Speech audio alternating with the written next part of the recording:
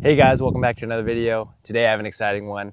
In this video, I'm going to be giving you guys 3 tips that helped me drastically improve my sidearm. And this has been a bit of a process. I've made videos on this in the past before, how I've been trying to improve my sidearm, and it's been a difficult one because for those of you that know me, I am left-handed, but I throw a disc righty backhand. So it's very confusing. It's difficult because for me to have shots finished naturally to the right, I have to throw a turnover, and that's not always the shot. So there have been 3 events that inspired me to try to improve my sidearm so that I can use it finally on the course.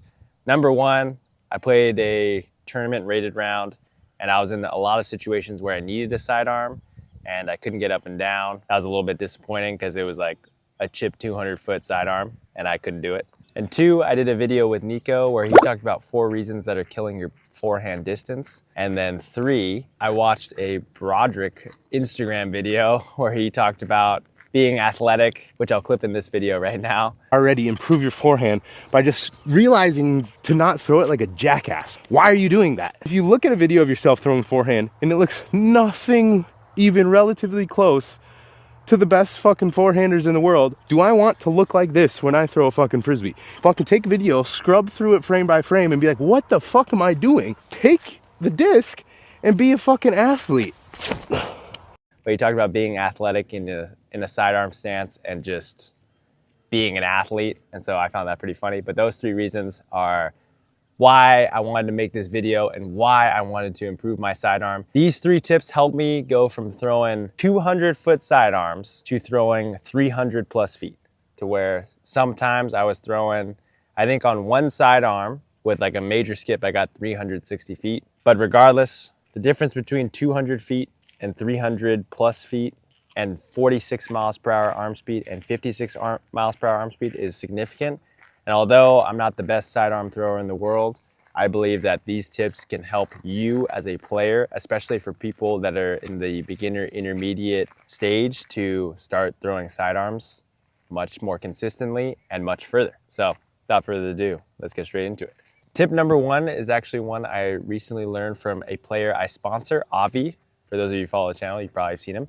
But he talked about in a backhand distance tip video about sliding the disc across the table. And I thought that was a great analogy for keeping your disc on an even plane. He noticed when I was first throwing sidearms that I was dipping and my shoulder was dipping, and it would kind of make a U-shaped motion where I would drop my shoulder and the disc would go from high to low and then go high again and create this big U swooping motion. The tip of keeping your disc on an even plane and trying to slide the disc across the table and keep it flat throughout its flight was something that was extremely useful for me. And if you're ever throwing higher shots or you want to change the launch angle, all you have to do is keep it on the same plane the whole time. So if you're throwing high, you just keep it low and then slide it across the table that's moving in an upwards trajectory. That tip alone helped me gain 3-4 miles per hour of arm speed. I went from 46-ish miles per hour to 50 miles per hour. So that was a really big difference for me. To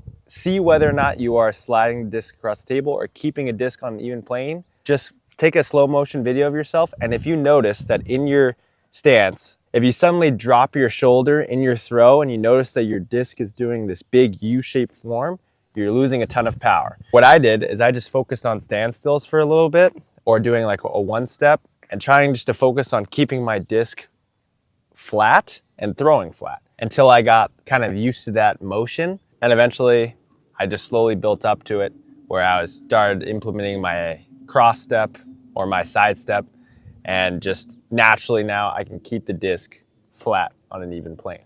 All right guys, getting into tip number 2, I'm going to talk about swiping the curtain. Now, this is something that was technically inspired from Broderick after watching that video of him telling viewers to be more athletic and like kind of get an athletic stance throwing. And I kind of looked at baseball players, specifically baseball pitchers, when they throw, how they swipe their arm, and kind of that leads to the motion of their torso and activates their upper body to initiate their throw. This is something I actually don't really see a lot of disc golfers do, And I'm sure they do it, it's just more subtle.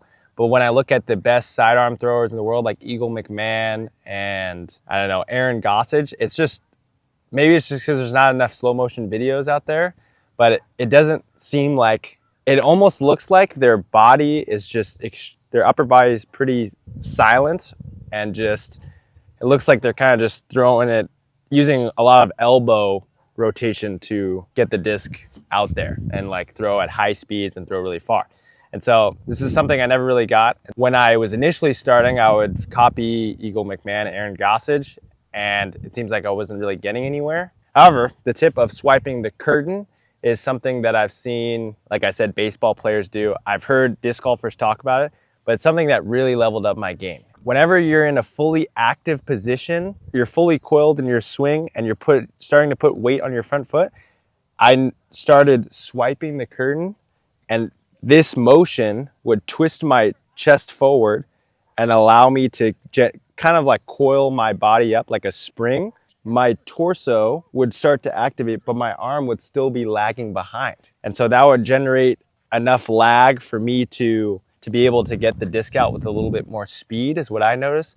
And since naturally I'm activating my torso and twisting my upper body, that probably gave myself a little bit more arm speed as well.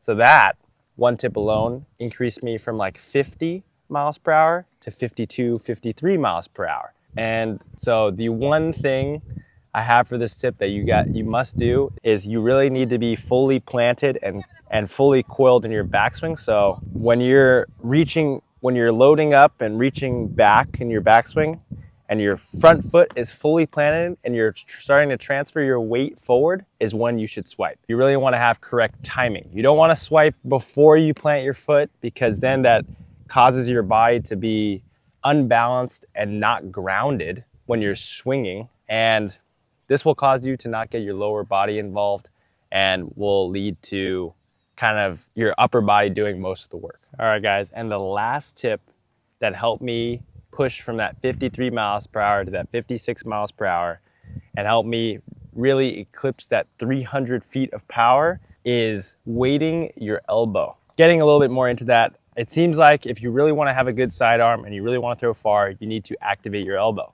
But also there's a bunch of content out there, a bunch of people that say pushing your elbow forward is obviously an unnatural movement, but people advocate and say that it's bad for your health, for your elbow and your shoulder, and can cause you to injure yourself the more often you do it and the harder you throw. And besides that, for me, since I'm left-handed and I didn't even grow up doing any throwing sports like baseball or football, I don't even believe I engaged my elbow with my left hand. And so this was just an overall extremely difficult concept for me to understand. And so I kind of was working on it, and I actually got inspired by a buddy of mine who throws really good sidearms.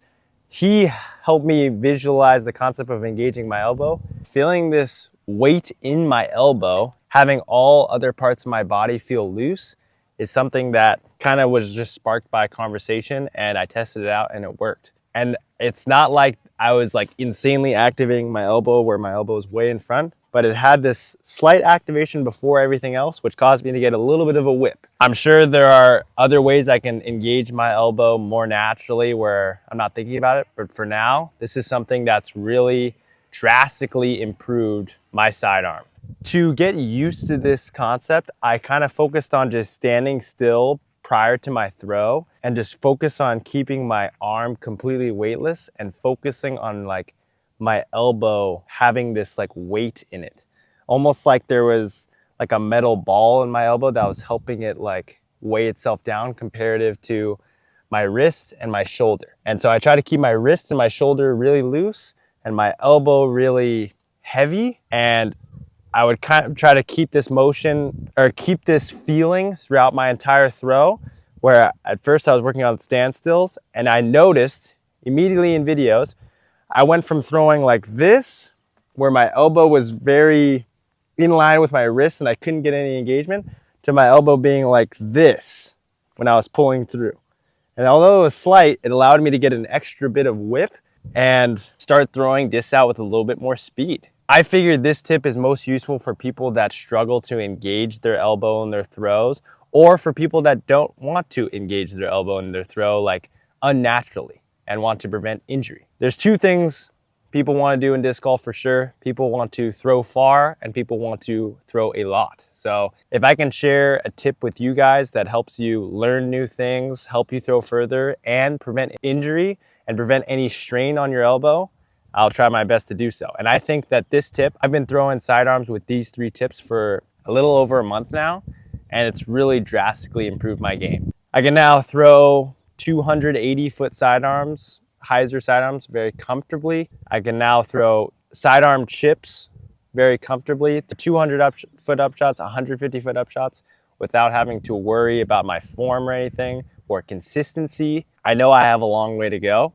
but I figured that I would share my journey and share these 3 tips with you guys to see if maybe they'll have a positive impact on your game and maybe you'll start throwing a little bit further.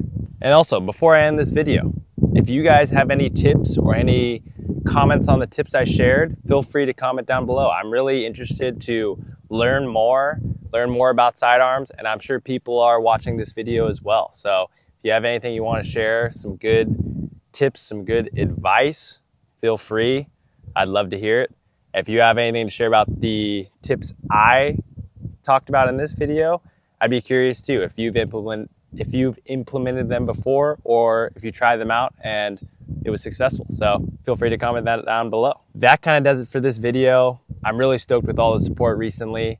You guys have been consistently watching the videos, liking, subscribing, and it really means a lot. So I'm very grateful for you guys. If you want to support me, I do own a disc golf shop called Disc Zone. I have free shipping if you buy over $35 worth of stuff, and I ship to anywhere in the United States. I have a bunch of disc golf stuff from a bunch of different manufacturers. Make sure to check me out if you'd like. But besides that, that kind of does it for this video. Thanks again for watching, and I'll see you guys in the next video.